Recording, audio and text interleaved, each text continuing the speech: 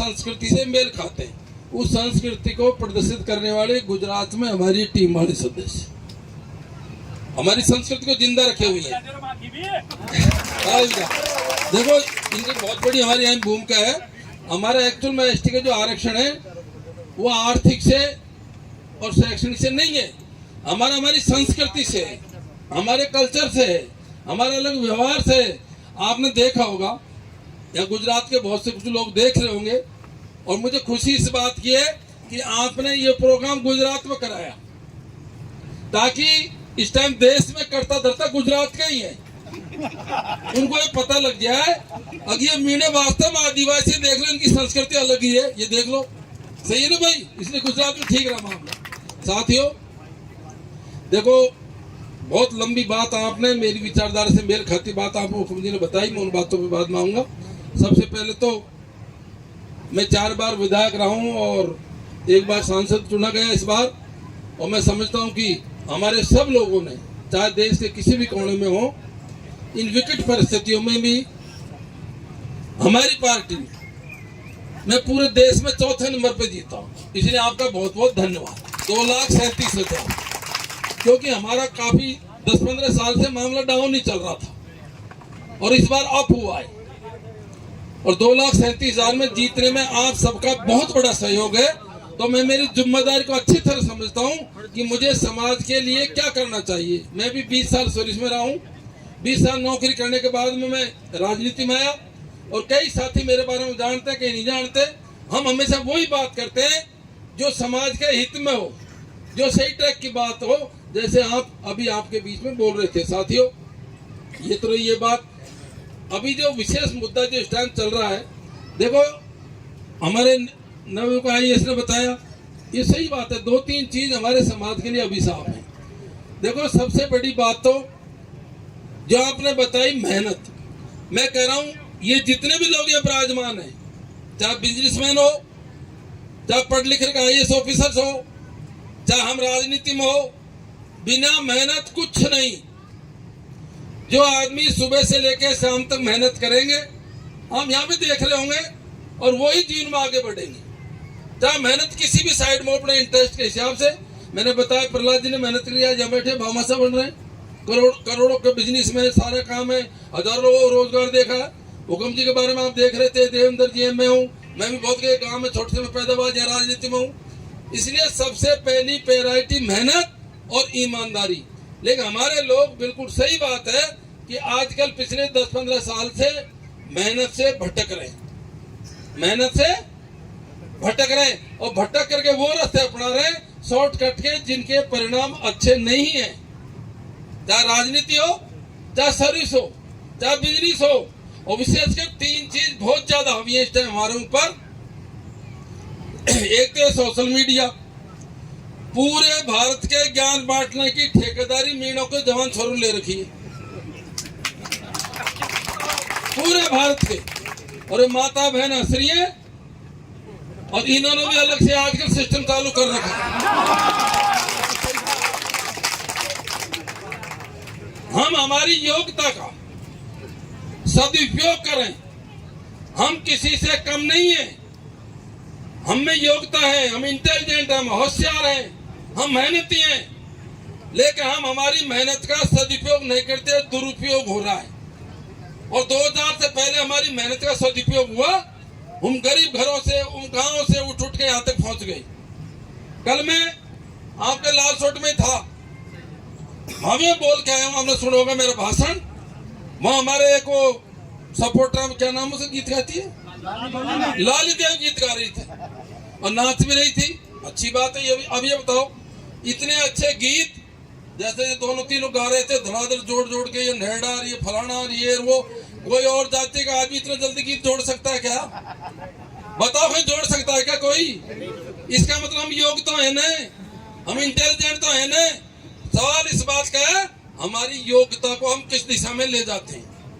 कल वो गा रही थी वहां पर, तो हमें बोल के आया था, अब ये इतनी योग है, घड़े पे नाच रही है, गीत गा रही है, ठुमके लगा रही है, सारे काम कर रही है, इसका मतलब इंटेलिजेंट है। और इसी योग्यता को, इसी इंटेलिजेंसी को यदि पढ़ाई में लग जाती तो कोई बहुत टॉप का IAS बन जाती, और चांस नहीं मिला। भाई ये दोनों हमारे गायक कलाकार हैं, अपने जानते हैं, मैं जानता हूँ इन दोनों को, बहुत बुद्धिजीवी है, बहुत योग्य है, बहुत इंटेलिजेंट है।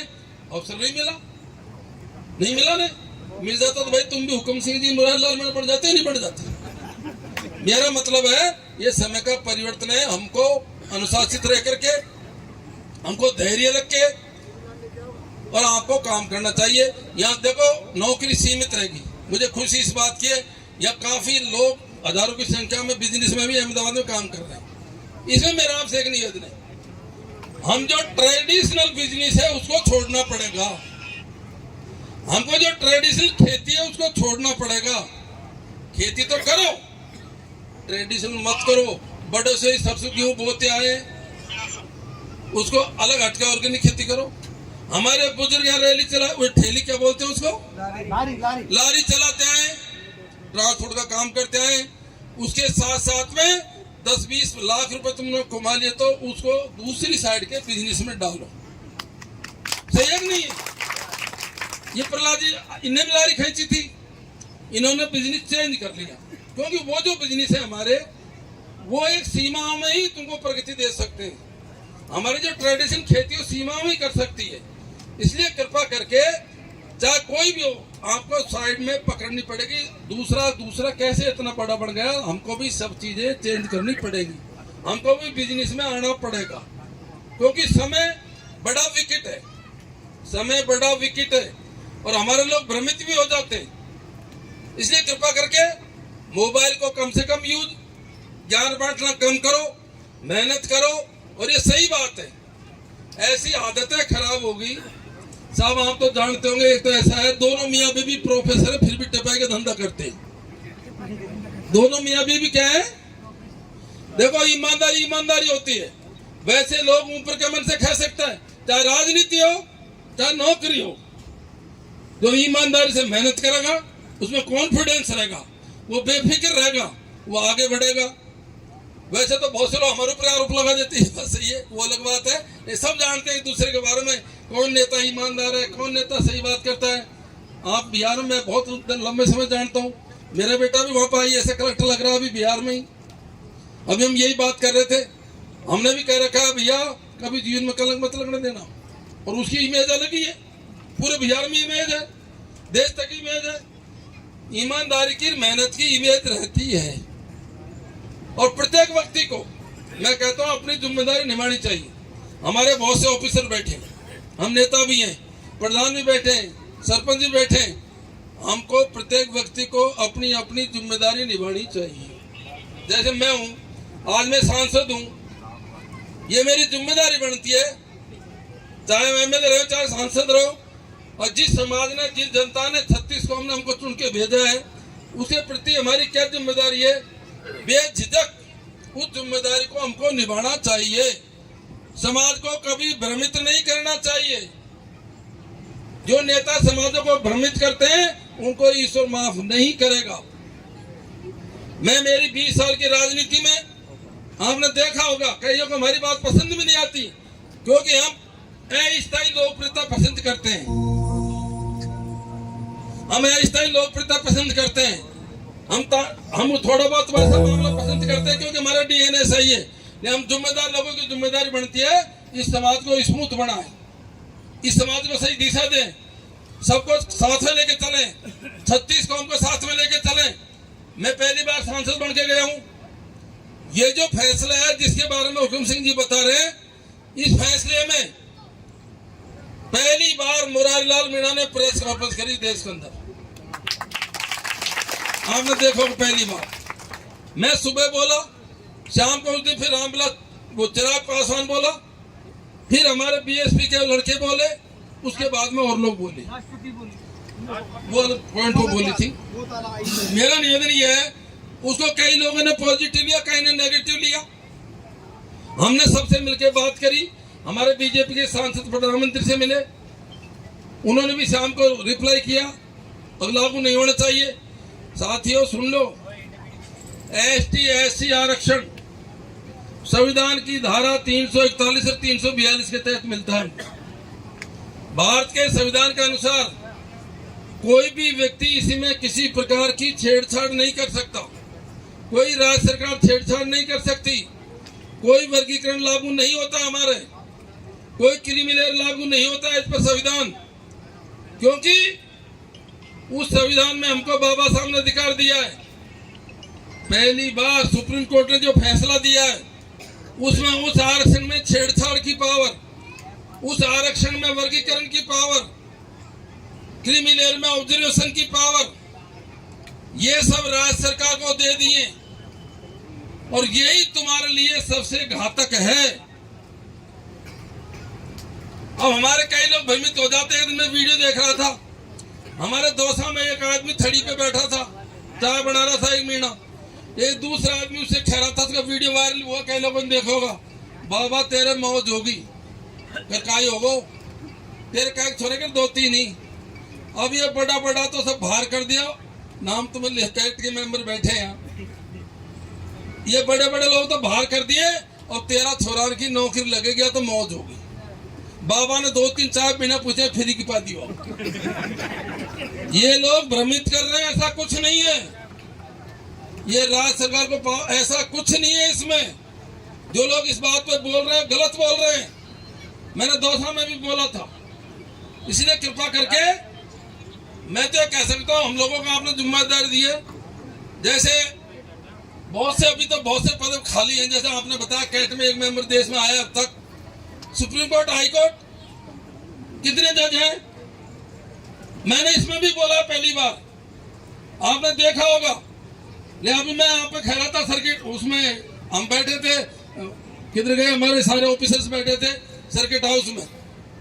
हम नेताओं को हैंडपंप, स्कूल खुलवाना, सड़क बनाना और ट्रांसफर तक ही मानते हैं, यही नेता है हमारे। सही है ना? हैंडपंप नहीं लगा तो नाराजी, बदली हुई तो नाराजी, काय काम को 12 वोट दिया। भारत की संसद में बजट सत्र में मेरा स्पीच सुन लेना।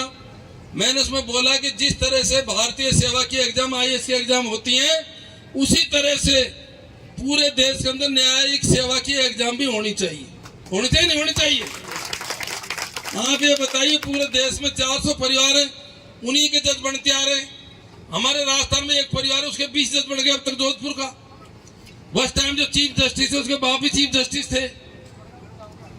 और मुझे खुशी इस बात की है, चाहे कारण कोई भी रहे हो, जिस दिन मैं बोला था हुकुम जी, उसके चौथे दिन हमारे देश की राष्ट्रपति बोली है अब न्यायिक सेवा में भी एग्जाम होने चाहिए। क्या हमारी भनक पहुंच गई? उसके बाद हमारे नेता से मिले थे, मैंने उनको बताया और न्यायिक सेवा में होना चाहिए, एग्जाम होने चाहिए। अरे खुला एग्जाम है, IAS का खुला एग्जाम है। योग थे, हुकुम सिंह जी पास हो गए, टॉप चले गए, ये भाई पास हो गया, उसके भी एग्जाम करवा दो, एग्जाम करवा दो, जिसके होंगे जो पास हो जाएंगे। तो मैं समझता हूं कि ये जो सारे मुद्दे हैं, ये मुरारलाल मीणा तो मजबूत से लोकसभा में रखेगा, रखा है।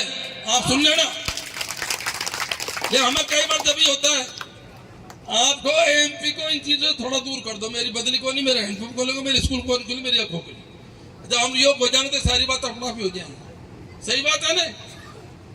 क्योंकि ये आज हम इतनी दूर आए, मुझे तो खुशी इस बात है कि इतनी दूर हमारे लोग जो भी यहाँ हैं, अपने मेहनत के दम पर, नौकरी वाले तो 5% ही हैं, बाकी धंधे से, पानी से, रोजगार से आप लग रहे हो। हमारी सबके साथ में आपकी शुभकामनाएं, आप और प्रगति करें। और मैं तो कहता हूँ पूरे देश में, मैं चेन्नई चला गया था 2-3 साल पहले, वहां पे भी 1500 लड़के थे हमारे, 1500। हमें खुशी है कि हमारी प्रगति लगातार बढ़ती रहे और आप इसी प्रकार की भावना हमारे प्रति बढ़ाते रहें। और यहाँ से टेलीफोनों पे जो हमने बातें बताई हैं, इन बातों को अपने गांव तक पहुंचाते रहें। आपका बहुत बड़ा सहयोग रहता है चुनाव में, मुझे पता है चुनाव में आपका बहुत बड़ा सहयोग रहता है। और अधिकतर लोग हमारे वोट डालने भी जाते हैं। और आपकी कृपा रही थी कि मैं भारी बहुमत से लोकसभा जीता। हम आपको ये विश्वास दिलाते हैं, आप सुनते रहना कि ये मुरारलाल मीणा हमेशा न्याय की बात करता है, न्याय की बात करेगा। जहां आपकी मजबूती से बात हो लोकसभा में उठाएगा। और जितना पढ़ पाएगा आपकी सेवा करता रहेगा। आप तो इसी प्रकार की भावना बनाए रखें और 3-4 चीजों पर जरूर, जिससे हम सबसे ज्यादा परेशान है, एक तो नशावृत्ति, मोबाइल और टी पटाखा। कई आएंगे हमारे पास, साहब फलाना में, थोड़ी सही बात है, हजारों लड़के की लाइफ खराब हो गई। अभी सभी इंस्पेक्टर में उसमें इन गलत चीजों से दूर रखें। कोई नौकरी भी लग गए ना, तो जब तक रिटायरमेंट होकर के शमशान घाट में नहीं पहुंच जाएगा, जब तक सोचेगा मेरी पेंशन बंद नहीं हो जाए, कभी जीवन में आराम से नहीं जी सकता। ऐसा काम हम क्यों करें जो जीवन में आराम से जी नहीं सकते? मना कर दो, ऐसे कामों के लिए मना कर दो। मेहनत करो, मेहनत आपको सबको फल देगी। आप सब ने हमारा बहुत गर्मजोशी से ऐसा लग रहा है, हम तो दौसा में पचौरों में बैठे, देख के ऐसा ही लग रहा है तो भाई लग रहा है ना, जैसे पपला माता छाया में बैठे हैं सब, क्योंकि ये भावना बनाए रखे। और मैं समझता हूँ कि निश्चित रूप से, और देखो सभी समाज के लोग, सभी समाजों के लोग, यहाँ कई स्वामी समाज के आए थे, हमारा हरियाणा ब्राह्मण समाज के भी थे, अपने गुर्जर समाज के भी थे, सबकी भावना है। जितना दूर जाओगे अच्छी भावना होती है, वहां तो टांग खिंचाई है। हम एक बार इजराइल गए थे सर, एक बार हम इजराइल गए थे, मैं कृषि मंत्री था, टूर ले गया था किसानों का।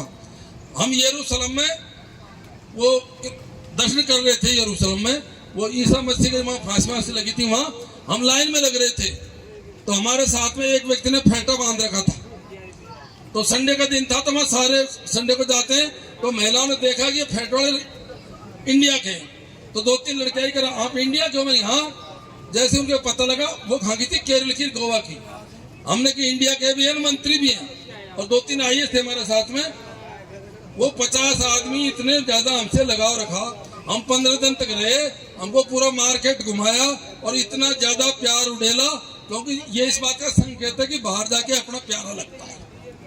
इजराइल में भी वो तो देश से ही थे, तुम तो सब हमारे हो, अपने हो, सब अपने होने सब। इसलिए सब प्यार मोहब्बत से रहो, मिलके रहो, और इन चीजों का ध्यान रखो, और ये प्रोग्राम धीरे धीरे करते रहो, हमको बुलाते रहना। और ये सही बात है। अब भाई कोई गुजरात के सुन रहे हो, कोई नेताओं के संपर्क में हो, तो बड़े नेताओं से कह देना, भैया देख लो, ये ड्रेस देख लो, ये काम देख लो, और ये गीत देख लो, इनका आरक्षण खत्म मत करो, तो वास्तव में आदिवासी है। बहुत बहुत धन्यवाद। राम राम।